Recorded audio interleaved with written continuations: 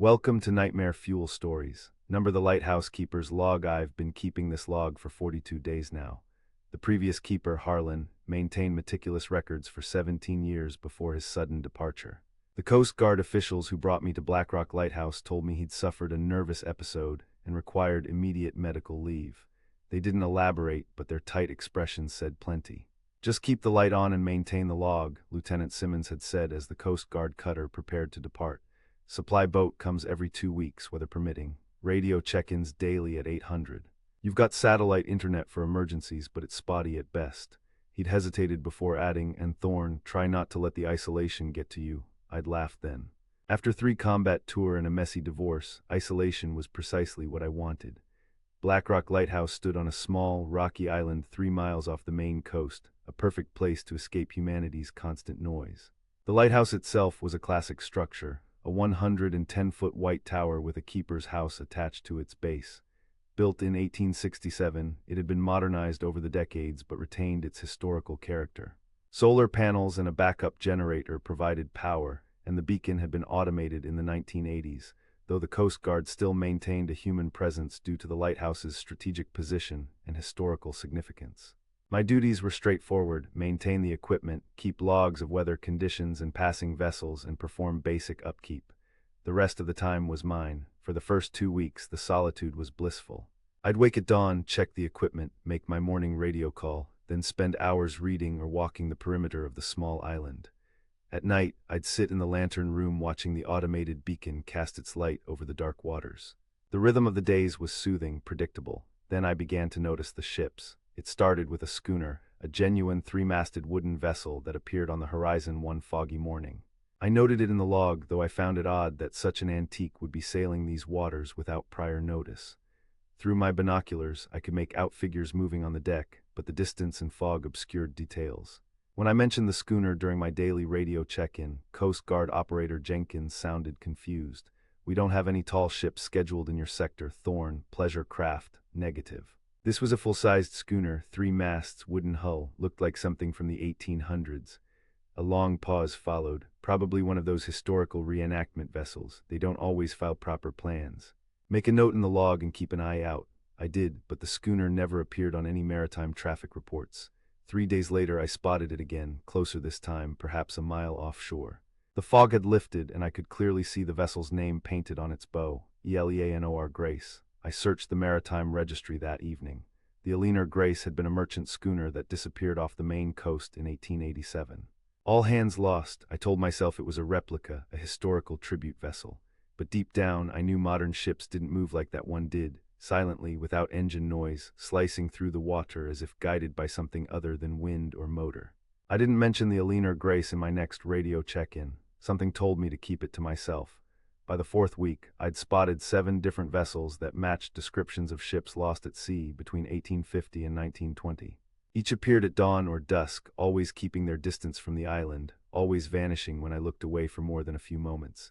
I began to wonder about Harlan's nervous episode. On the 29th day, I found his personal log hidden behind a loose panel in the keeper's quarters. The official logs were stored in the office, but this one, a battered leather journal, had been deliberately concealed. The early entries were mundane: weather reports, maintenance tasks, occasional complaints about supply deliveries. But about 6 months in, the tone changed. April 17, spotted unusual vessel 2 miles SE, 3-masted schooner, appears to be 19th century design. No response to radio hails. Vessel disappeared into fog bank before I could photograph. Reported to Coast Guard, who have no record of historical ships in area. April 19, schooner returned. Name visible, Eleanor Grace. Coast Guard insists no such vessel is registered or reported in vicinity. April 23, Eleanor Grace approached within half-mile of island. Crew visible on deck, period clothing. No modern equipment visible. Attempted to signal with lighthouse lamp, no response. Vessel changed course and retreated when signaled. The entries continued, documenting more ships appearing over the months. Harlan had meticulously researched each one, confirming they were all vessels lost at sea decades or centuries earlier. His handwriting grew increasingly erratic as the journal progressed. July 30, they're watching me, the crews. They stand at the railings and stare at the lighthouse. I can feel their eyes, they want something. August 15, the Eleanor Grace circled the island completely today. Impossible maneuver given the shoals on the western approach. No living crew could navigate that. I'm not reporting these sightings anymore. Coast Guard thinks I'm hallucinating. September 2, they're coming closer. Eleanor Grace was only 100 yards offshore at dusk, could see the crew clearly. Their faces, God help me, their faces aren't right, bloated, discolored, eyes too dark, they know I see them. The final entry was dated just 3 days before my arrival, October 12, they're calling me. I can hear them at night, voices carrying over the water. They know my name. They say they're waiting for me to join them, say I belong with them. The captain of the Eleanor Grace stood at the bow last night and pointed directly at me. His arm was too long, his fingers too numerous. I'm leaving tomorrow. I don't care what the Coast Guard says. I can't stay here another night. I closed the journal, my hands trembling slightly.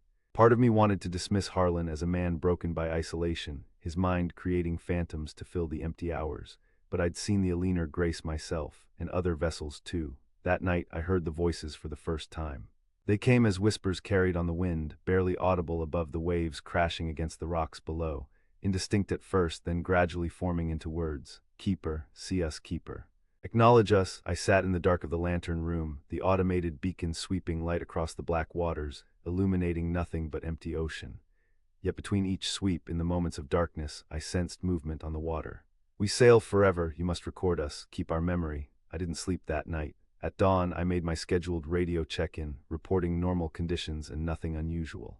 After signing off, I stood at the window, scanning the horizon with binoculars. The Eleanor Grace waited exactly 1 mile offshore, its sails full despite the still morning air. On its deck, a dozen figures stood motionless, all facing the lighthouse. At the bow, the captain raised a hand in greeting, an arm too long, fingers too numerous. I dropped the binoculars and stumbled back from the window. That afternoon, I thoroughly searched Harlan's quarters, looking for more information. Behind another loose panel, I found a sealed plastic container holding newspaper clippings, printouts of historical records, and handwritten notes. The documents revealed a pattern Harlan had uncovered. Since the lighthouse's construction in 1867, there had been 14 keepers. Of those, 9 had left their posts claiming to have seen ghost ships. 3 had disappeared without explanation. Only 2 had completed their assignments without incident. More disturbing were the historical records Harlan had compiled about Black Rock Island itself. Before the lighthouse, the island had been used by local fishermen as a burial ground for sailors whose bodies washed ashore after shipwrecks. Men with no identifiable remains or known origins. Hundreds had been interred in the rocky soil, their graves unmarked except for crude stone cairns, most of which had been destroyed during the lighthouse construction. One document particularly caught my attention. A letter from the lighthouse's first keeper to the Maritime Authority, dated 1868. The unnatural occurrences at this station have become unbearable. Vessels appear and vanish against all laws of nature and seafaring. Their crews call to me by name though we have never met. They demand recognition, insist that I record their passage in the official log. When I refuse, they grow hostile. Last night I observed a figure climbing the exterior of the tower, an impossible feat given the sheer walls and height. I depart tomorrow and recommend this accursed place be left unattended rather than subject another soul to its horrors.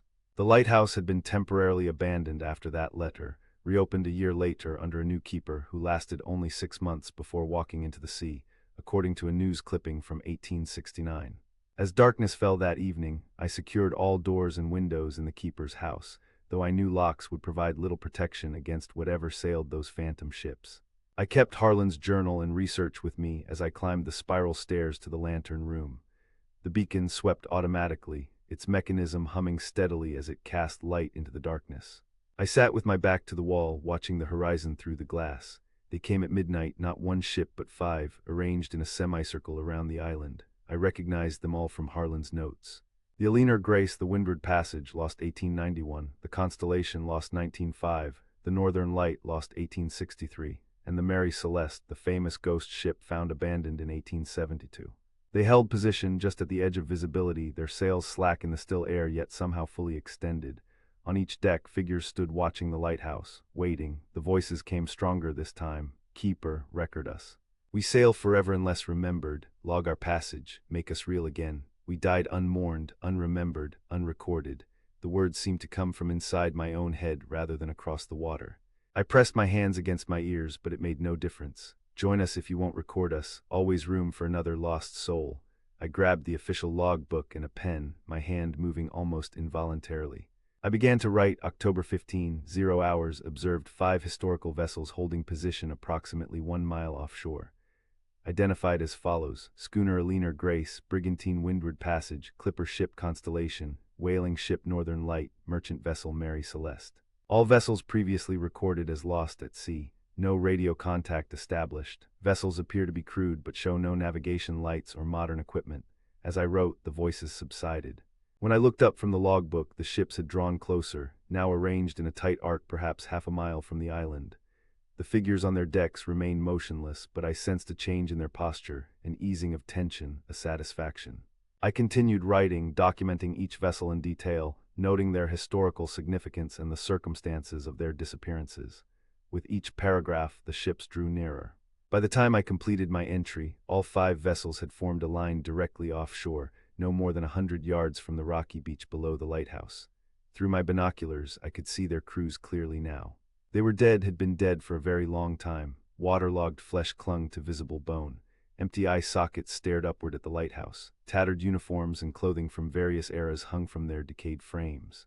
Yet they moved with purpose, manning their stations as if still alive. On the Alina Grace, the captain stood at the wheel, a tall figure in a rotting uniform, his face little more than a skull with scraps of leathery skin stretched across it. As I watched, he turned his head toward the lantern room and nodded once slowly. The ships began to withdraw, moving backward into deeper water without turning, their sails still despite the movement. Within minutes they had reached the horizon and faded from view. I sat trembling in the lantern room until dawn, the logbook open on my lap, my entry staring back at me in handwriting I barely recognized as my own. When morning came, I made my scheduled radio check-in.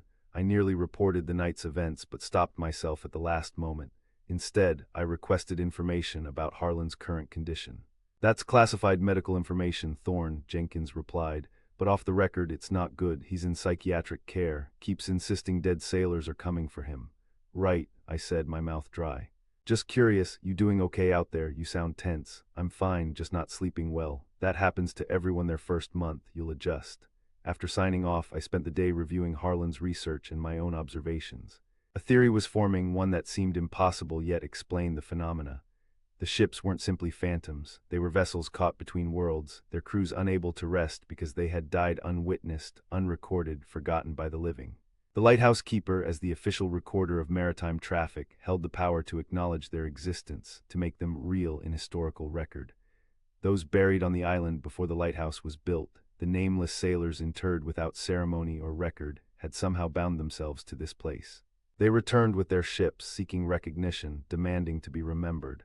That night they came again. 7 ships this time, including the original 5 plus 2 I hadn't seen before. They formed the same semicircle, holding position until I began writing in the log. As I recorded each vessel, they approached, coming close enough that I could hear the creaking of their wooden hulls and the flapping of their tattered sails. The voices were clearer now, dozens of them speaking as one. "Good keeper, faithful keeper, record us all. So many more, hundreds more, all must be remembered. We will bring the others, night after night. You will record us all." When I finished my entry, they retreated as before, disappearing into the darkness. But their voices lingered. "Tomorrow night, more will come. Be ready." The pattern continued for the next week. Each night the phantom fleet grew larger, 10 ships, then 15, then 20. I dutifully recorded each one, spending hours documenting vessels lost across centuries. Some were famous shipwrecks I recognized from maritime history, others were small fishing boats or private vessels I'd never heard of. Their crews, all in various states of decay, watched me from their decks, nodding in approval as I wrote. The captain of the Alina Grace, who seemed to be their leader, would raise his too long arm in salute when I completed each night's entry. During my daily radio check-ins, I maintained the fiction that everything was normal. I feared being removed like Harlan if I reported what I was seeing. Besides, some part of me felt compelled to continue, as if I were providing a genuine service to these lost souls. On the 36th day, I realized the truth. I was reviewing the official logs, comparing my entries with those of previous keepers. Harlan had documented no unusual ships in the official record, despite his detailed personal journal. The keeper before him had made only standard entries. I had to go back 7 keepers, to a man named Sullivan who served from 1978 to 1981, to find entries similar to mine. Sullivan had meticulously recorded ghost ships for months, his entries growing longer and more detailed over time. His final entry, dated April 17, 1981, simply read, Fleet of 47 historical vessels observed at various distances throughout night. Full details in supplementary log. They say this will be my last night as keeper. They have shown me my ship. It waits for me beyond the horizon. I go to join them now. Sullivan had disappeared that night. The Coast Guard investigation found the lighthouse empty, the beacon operating normally, and Sullivan's personal belongings untouched. He was presumed to have fallen into the sea, though no body was ever recovered. With growing dread, I checked the other keepers who had disappeared. Each had followed the same pattern. Months of documenting ghost ships in the official log, followed by a final entry mentioning my ship before vanishing without trace. That night, the fleet that gathered was the largest yet, at least 50 vessels ranging from ancient galleons to early 20th century steamships. They surrounded the island completely, forming a floating wall of rotting wood and tattered sails. Their crews stood at attention, hundreds of decomposed figures staring up at the lantern room. The captain of the Eleanor Grace stood at the bow of his ship, closer to the island than ever before. When he raised his arm, the entire fleet moved forward in unison, approaching until they were mere yards from the rocky shore. The voices came not as whispers but as a thunderous chorus. Faithful keeper, your task NEARS completion. One more night, one final fleet, then we will show you. Your ship awaits, I wrote frantically, documenting each vessel, my hand cramping as I filled page after page. Dawn was approaching by the time I finished. As the first light touched the horizon, the captain of the Eleanor Grace made a sweeping gesture with his elongated arm. The fleet began to retreat, but before they disappeared, the captain locked his empty eye sockets on me and spoke alone, his voice clear in my mind. Tomorrow night, keeper, the final fleet comes, and your vessel with it. Prepare yourself. I didn't make my scheduled radio check in that morning. Instead, I packed a small bag with essentials and tried to launch the lighthouse's emergency boat, a 14-foot motorized dinghy kept in a boathouse on the island's eastern side. The engine refused to start. When I examined it, I found the fuel line had been cut, the edges of the severed hose damp but not dripping. It had been cut recently, but not by human hands. The cut was too precise, too clean. I tried to radio for emergency evacuation, but only static answered my calls. The satellite phone yielded the same result. Even the emergency beacon failed to activate. As night approached on what I knew would be my final day, I made one last desperate attempt. I wrote a message explaining everything, sealed it in a waterproof container, and threw it as far as I could into the sea, hoping the currents might carry it to the mainland. The sun set, darkness claimed the island. I climbed to the lantern room and watched as they came. Not dozens of ships this time, but hundreds, stretching to the horizon in every direction, a floating city of the dead. Vessels from every era filled the sea. Roman galleys, Viking longships, Spanish galleons, clipper ships, steamers, early diesel freighters, each crewed by the dead, each waiting to be acknowledged. At the center of this impossible armada, directly in front of the lighthouse, the Eleanor Grace held position. Its captain stood at the bow, his decomposed face now somehow more defined, more human, as if my recognition had partially restored him. Beside the Eleanor Grace floated a ship I hadn't seen before, a modern Coast Guard cutter, its hull breached and partially submerged, its superstructure damaged as if from a massive collision. Despite its ruined condition, I could make out its designation, CG-36909. I felt a cold certainty as I stared at that vessel. It didn't exist yet, at least not as a wreck. CG-36909 was the designation of the cutter that had brought me to Blackrock Lighthouse 42 days ago. The cutter that was scheduled to retrieve me next week. The voices rose from the assembled fleet, unified and deafening. The final fleet keeper, record US all. Your ship has come, your crew awaits. When your task is complete, you will join US. On the deck of the ruined cutter, figures moved into view, Coast Guard personnel in waterlogged uniforms, their faces bloated and discolored. Among them stood Lieutenant Simmons, who had warned me not to let the isolation get to me, his dead eyes fixed on mine across the water. Behind them stood another figure in civilian clothes, Harlan, my predecessor, his expression peaceful despite his decayed appearance. I understood then Harlan hadn't been evacuated for a nervous episode. He had joined the fleet, as had Sullivan and the others before him. The Coast Guard's story was a convenient fiction to ensure a replacement keeper would come willingly. The Phantom cutter was both past and future, a glimpse of what would happen when the real CG-36909 came to retrieve me. It would never reach shore again. Its crew would join the endless fleet. And eventually so would I. With trembling hands, I opened the logbook one last time. I began to write, documenting each vessel, knowing that with each word I sealed my fate, yet unable to stop. The compulsion was too strong, the need to record these lost souls overwhelming my instinct for survival. As I write these final entries, the fleet draws closer. The captain of the Aliner Grace smiles his lipless smile. Lieutenant Simmons and Harlan wave from the Phantom cutter. Beyond them, I can see other figures I recognize. Coast Guard operator Jenkins, the supply boat crew, faces from the mainland I've interacted with during my time here. All part of the fleet now, all waiting for me. The logbook is nearly full, only a few pages remain. When I complete my task, I know I will walk down the spiral stairs, exit the lighthouse, and step onto the rocky shore. A boat will be waiting to take me to my ship, not the ruined cutter, but a vessel of my own, created from my connection to this place and these lost souls. I will sail with them forever, watching for the next keeper, adding to our fleet night after night until every lost sailor has been remembered. The final page approaches. My hand doesn't shake anymore. I feel calm, accepting. I am the keeper of Blackrock Lighthouse, recorder of the forgotten dead, soon to be one with them. My ship awaits.